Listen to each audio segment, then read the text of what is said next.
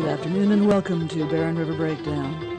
I'm Erika Brady, your host for this week, and we kicked things off with, I think music is the most magical of forms of expression, and I think radio is one of the most magical media available to us. Barren River Breakdown is vitally important because it's focusing on an art form that really has a lot of its roots right here. This university is all about being down off this hillside and out in the community, and nobody does that better than Erika does.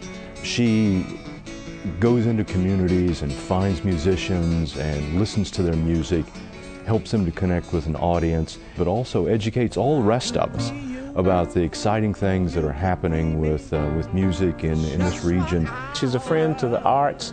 She's a friend to the artists as well, which means so much because she spends a lot of time helping others get promotion.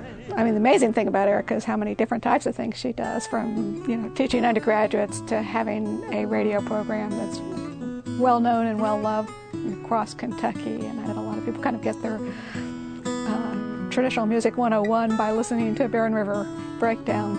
What excites me about traditional music, or to use the fancy academic word, vernacular music, is that it's constantly emerging. There's no bluegrass patrol. They're not going to come knocking on your door because you decided to use a particular kind of chord that Bill Monroe didn't know.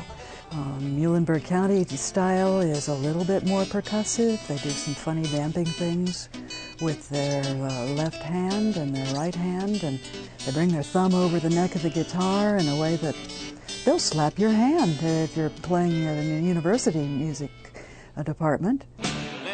She's introduced me to a lot of great musicians and a lot of great music, and I've been lucky enough to, my little band, the Kentucky Headhunters out of Midcalf County, have done some really cool things. Erika Brady is champion of that kind of music, and that's very important.